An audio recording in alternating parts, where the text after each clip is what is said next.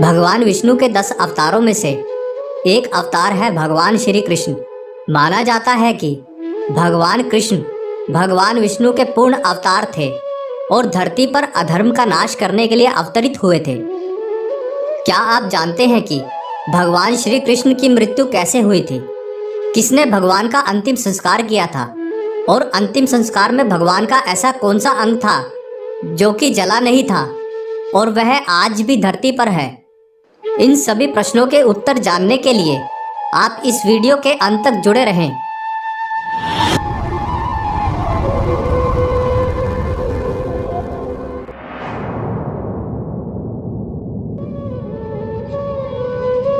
भगवान श्री कृष्ण, जिन्होंने बिना हथियार उठाए महाभारत युद्ध के परिणाम को पांडवों के पाले में कर दिया था, जिन्होंने कुरुक्षेत्र भूमि में अर्जुन को भगवत गीता का उपदेश दिया, कलयुग में जिसे पढ़ने मात्र से मनुष्य का उद्धार संभव है। महाभारत युद्ध में राजा धृतराष्ट्र और गांधारी के दुर्योधन समेत 100 पुत्र लड़ते लड़ते मर गए थे और कौरव वंश का नाश हो गया था। युद्ध की समाप्ति के बाद गांधारी अपने 100 पुत्रों के शवों को देखकर विलाप करने लगी थी। तभी भगवान श्री कृष्ण उस दुख के समय में गांधारी के समक्ष गए। गांधारी श्री कृष्ण को देखकर बहुत क्रोधित हो गई और बोली कि मेरे पुत्रों की मृत्यु का कारण तुम ही हो। अगर तुम चाहते तो यह युद्ध टल सकता था, किंतु तुमने ऐसा नहीं किया। तुम्हारे इस कर्म को मैं कभी माफ नहीं करूंगी। और गांधारी ने श्री कृष्ण को श्राप दिया कि अगर मैंने भगवान विष्णु की मन से आराधना की है और अपना पति धर्म पूर्ण रूप से निभाया है, तो जैसे मेरे वंश का आपस में लड़कर नाश हुआ है, उसी प्रकार तुम्हारे वंश का नाश आपस में लड़ते लड़ते होगा और द्वारिका नगरी तुम्हारे सामने समुद्र में डूब जाएगी। भगवान श्री कृष्ण जानते थे कि उनका अपने परम धाम जाने का समय बहुत नजदीक है और वह गांधारी को प्रणाम कर द्वारिका आ गए। गांधारी भगवान नारायण की भक्त थी, तो अपने भक्त के मुख से निकले हुए श्राप को पूर्ण करने के लिए भगवान श्री कृष्ण ने यदुवंशियों की मति खराब कर दी। महाभारत युद्ध के 36 वर्ष बाद विश्वामित्र, असित, दुर्वासा, भृगु, नारद इत्यादि बड़े बड़े ऋषि द्वारिका के पास पिंडारक क्षेत्र में निवास करने लगे थे। एक दिन कुछ उद्दंड यदुवंशी कुमार उनके पास खेल खेल में गए। सांब को गर्भवती स्त्री रूप में सजाकर ले गए और कहने लगे, हे ऋषिगण, आप सभी का ज्ञान अमोघ और अबाध है। इसे पुत्र प्राप्ति की बहुत लालसा है। कृपया आप बताने का कष्ट करें कि इसकी गर्भ में पुत्र है या कन्या। ऋषिगण महाज्ञानी थे और उन बालकों की मंशा जान क्रोधित होकर बोले, हे मूर्खों, तुम्हारे द्वारा किया गया ये कर्म माफ करने योग्य नहीं है।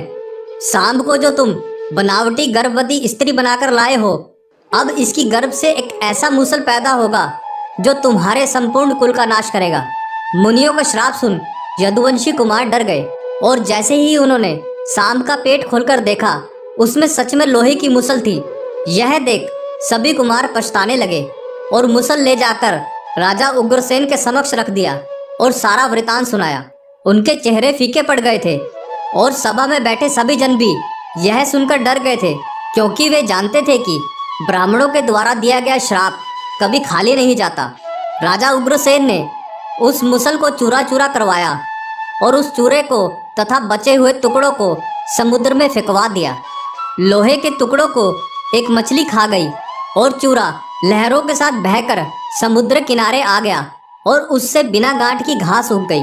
मछली पकड़ने वाले ने उस मछली को पकड़ लिया जिसके पेट में लोहे का टुकड़ा था। जरा नामक बहेलिए को जब वो लोहे का टुकड़ा मिला, उसने उसे अपने तीर के आगे लगा दिया। उधर भगवान श्री कृष्ण ने यदुवंशियों के नाश करने हेतु उनकी बुद्धि हर ली और उन्होंने मैरेक नामक मदिरा का सेवन कर लिया, जिससे उनकी बुद्धि भ्रष्ट हो गई और ये सब आपस में ही लड़ने लगे। लड़ाई ने कब युद्ध का रूप ले लिया पता ही नहीं चला। यदुवंशी एक दूसरे को मारने लगे और जब बाण समाप्त हो गए, धनुष और सभी अस्त्र शस्त्र टूट गए, तो उन्होंने एरका नामक घास को उखाड़ना शुरू कर दिया। यह वही घास थी जो ऋषियों के श्राप से उत्पन्न हुए मुसल के चूर्ण से पैदा हुई थी।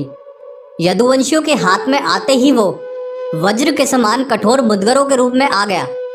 यदुवंशियों ने उसी घास से एक दूसरे का संहार कर दिया। यह देख बलराम जी ने समुद्र तट पर परमात्मा चिंतन करते हुए अपने मनुष्य शरीर का परित्याग कर दिया। यदुवंशियों का विनाश और बलराम जी के पदम पद में लीन होने के पश्चात भगवान श्री कृष्ण चतुर्भुज रूप में पीपल के पेड़ के नीचे बैठ गए। उस समय भगवान अपनी दाहिनी जांघ पर बायां पैर रखे थे। प्रभु के पैर का तलवा कमल के समान चमक रहा था। जरा नामक बहेलिये ने उस चमक को हिरण की आंख समझकर अपना बाण निकाला। यह वही बाण था जिसके आगे मुसल का बचा हुआ लोहे का टुकड़ा लगा था। जरा ने बाण चला दिया और वो भगवान श्री कृष्ण के पैर में जा लगा।